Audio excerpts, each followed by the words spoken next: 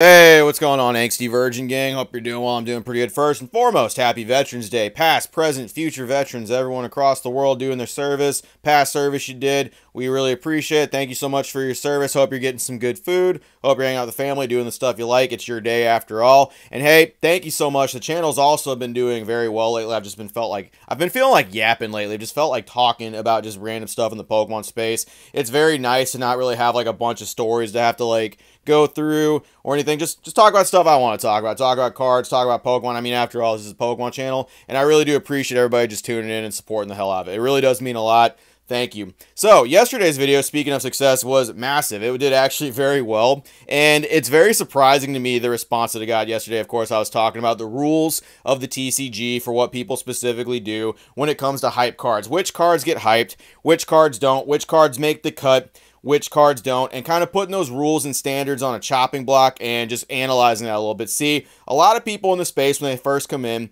it's very confusing. It's a little strange how certain things work here. Obviously, some cards are worth more than others. Obviously, some cards are better than others when it comes to playability. And obviously, some cards just attract more attention. And if you're stepping into here, it's very weird to figure out what it is, because you can't always just look at a card and figure out what it is. Like looking at gold cards, for example, I mean, that's usually the first thing people look at when they come here, like, wow, that's a gold Pokemon card. That must be crazy. And they get massively, like, confused whenever they look at it, because it's like, no, that's actually not a very sought after card at all. You want to go after these cards right here, and they'll point to, like, specific art rares or special art rares, stuff like that, which they are nice cards. They are very good, but it's kind of confusing which ones work, which ones don't, because just because you pull a special art rare or you pull an IR, it doesn't necessarily mean that card is going to be the big top dollar one. Now, me personally, I don't give a fuck how much cards cost. I don't care how much cards are going for. I don't personally care about that stuff. I'm going to add stuff to my collection binder as I see fit. I add cards that I like. The cards I don't like, I'm not really too worried about, and I advise many people to do the same, especially stepping in here and you're new and you're trying to figure out cards. Like, it's very easy to get caught up in like the money, the lights, the things people are doing with stuff, the bigger content creators, the amount of success they generate and things like that too.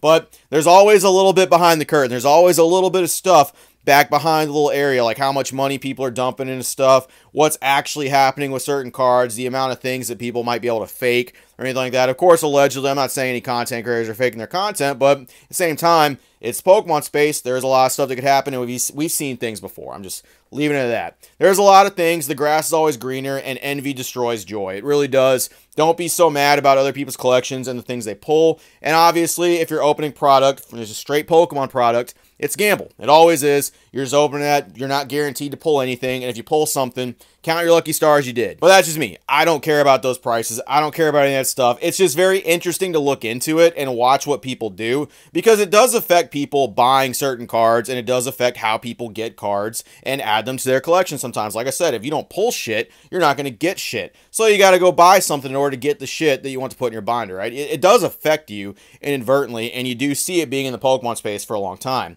And one of the big rules that always people kind of put out there about this stuff is 151 Pokemon. So if you don't know, that's the Kanto generation. That's the first generation. Red, blue, yellow, the original Pokemon from Bulbasaur all the way up to Mew. We're not counting Togepi. That's Gen 2. I know the anime, they had Togepi walk around there. That doesn't count for 151 Pokemon, okay? So that's the generation we're talking about. So that always holds power. That always holds key. And a lot of people stepping into this space probably have noticed the huge hype. If you're new here, let me know if you're new here, by the way. You probably noticed that 151 is very popular, very, very popular for sets that are currently out. Not the current hype and all the future shit that's going to be like coming out next year and all that shit, right? No, this year, it is the 151 year, and Surging Sparks is kind of on its tail. There's some really expensive. You see that Pikachu, by the way? You see that shit? You see, look, I'm all for it. I'll get to that here in a second. Holy shit. Like $500 like listed prices for that shit, and like sales going for like 400, 450 bucks.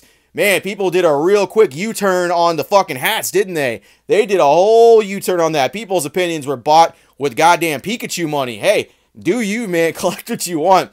That shit's funny. That's hilarious to me. But there's several rules like that. There's several little things like 151 Pokemon draw the mass appeal, and people are going to naturally go to those Pokemon kind of by default. And then you'll kind of notice little rules and exceptions to that where people kind of step in here. Like I brought up Pidgeot yesterday, and it was hilarious because a lot of people saw where I was coming from. Not everybody agreed, and I completely understand that. Some people just straight up were like, I'm just coping, or like it's like an ugly card or something. And look, You can have your opinion. You can say whatever the hell you want about cards, but how the hell am I supposed to take anyone's opinion seriously when they're calling a card ugly, right? And the same people were calling fucking hats ugly, but now Pikachu is a $500 card. That's the mass majority, and that's the popularity of that card driving that fucking price. Ain't nobody gonna tell me that the majority of people who said like hats were fucking stupid didn't just flop over and pick that card up. I don't care what people have to say about that fucking Pidgeot card and they're like it's ugly and all that stuff, because their opinion does not matter. Your opinion doesn't matter about that, because most people who have that opinion, most people that are actually here like trying to get that card, saying that shit about that, right? They are money driven. They are a very money driven factor in that hobby, and it has been proven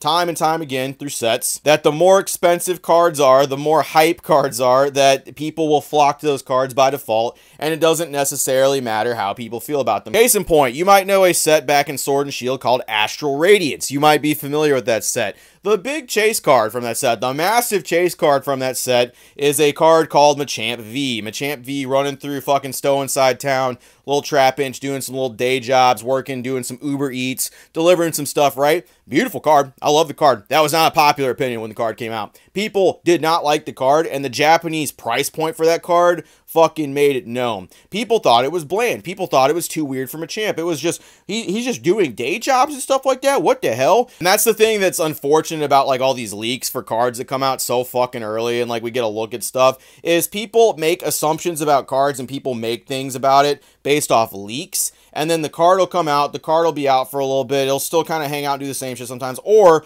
the set it comes out, like the second that it comes out, a price surge will happen for that, because we have so many different factors in this hobby that can contribute to that now. Like, it's very hard to tell what prices are legitimate and which ones aren't. It really is. People are like, oh, well, if they buy it, they like it. Well, people can buy cards for other reasons than the fact they want to own the card. Like, let's be real with that. It's just very difficult to tell with all that stuff, but Machamp flew into that same category. People did not like this card when it came out. People are going to fucking gaslight you and act like that never happened. Oh, everybody loved Machamp. No, motherfucker, I was here. I remember seeing the leaks for it. I remember people fucking talking about it. No one liked this fucking card. And then it changed when that card hit fucking 3 digits, when it was like 150, 180. It was a crazy hype card, and it was manipulated up to the top. We did a whole thing about that shit, right? And it changed everybody's opinion about it. It changed a lot of people's opinions about the card, to the point where people did open specifically for Astral Radiance to look for this card. It happened. And I'm saying the same thing about cards people that they don't like Pidgeot and stuff like that.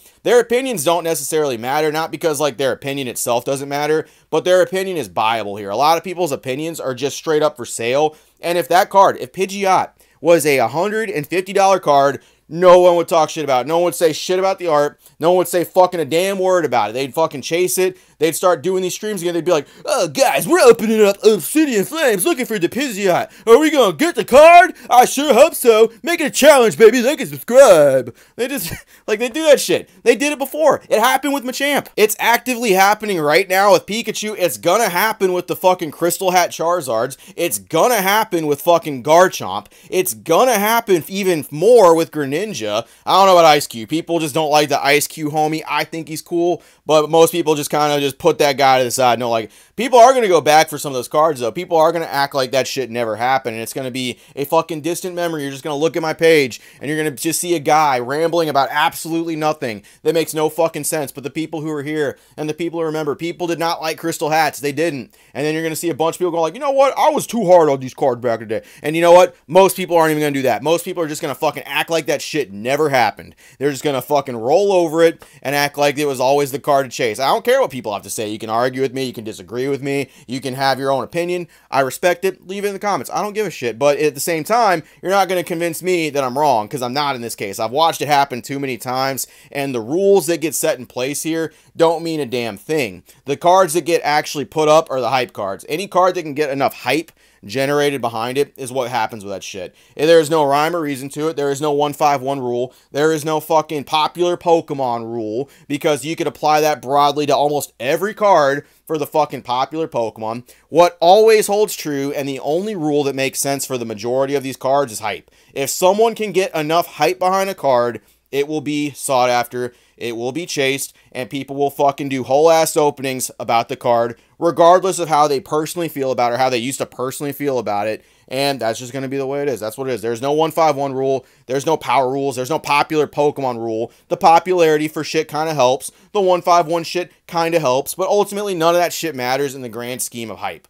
Hype will overtake any rule that ever existed for anything. The most unpopular Pokemon, if it had a $600 card that came out, people would chase it. It does not matter. It would never happen. But if Ice-Q, even with its stupid Crystal Hat, I think it's actually a really good Crystal Hat card. I like the Ice-Q. I like they changed the type. I like that it's very different. I like that it looks like he's like shooting like a fucking Gatling gun out of his head. I like that card. If that was a $400 card, people would chase it. It does not matter how people feel about Ice-Q. People would all of a sudden be on the Ice-Q train. They'd be making Ice-Q fucking coffees and doing Ice-Q dances and looking for Ice-Q, having Ice-Q hunt days on their fucking streams, opening up sets they used to not care about. Just, if you're new here, that's ultimately what it is. It is the hype. The hype will drive how people feel about a card over anything else. And hype is generated off of several different things, whether it's external, from people pushing in on it, whether it's like people getting really anticipated for some stuff, whether it's a special set, whether it's limited quantities for stuff, because motherfuckers love limited quantities. Motherfuckers love when something is super exclusive here. If people can get it and other people cannot, people love that shit. They eat that shit up faster than anything else in this place. All these kind of things kind of play into all that stuff too. There's a couple other things. Hey, you're welcome to your opinions. You're welcome to how you feel about it. If you disagree with me, I'm all here for it. I appreciate your opinions, appreciate your feedback, but I'm standing firm and I'm standing hard on this one. Hype kills every single rule that ever existed. And Pidgeot, if it was $150 cards, all the motherfuckers saying it's an ugly ass card, talking about Jerky's art like that, yeah, you wouldn't be saying that. I know you wouldn't be. You'd fucking chase the card and you'd go for it and you'd swallow your fucking dick and be like, yeah, that's just it. I just like this card, and act like it never happened. We saw it before. We're going to see it again. We're going to see it again with some cards. You just watch. I know I sound crazy right this second, but believe me, old man Opossum's seen a couple things. That's all I got. Appreciate it, Virgin Gang. See you later. Happy Veterans Day, by the way. Service and all that stuff. It's a good thing. Good day. Make sure you spend time with your family, everybody.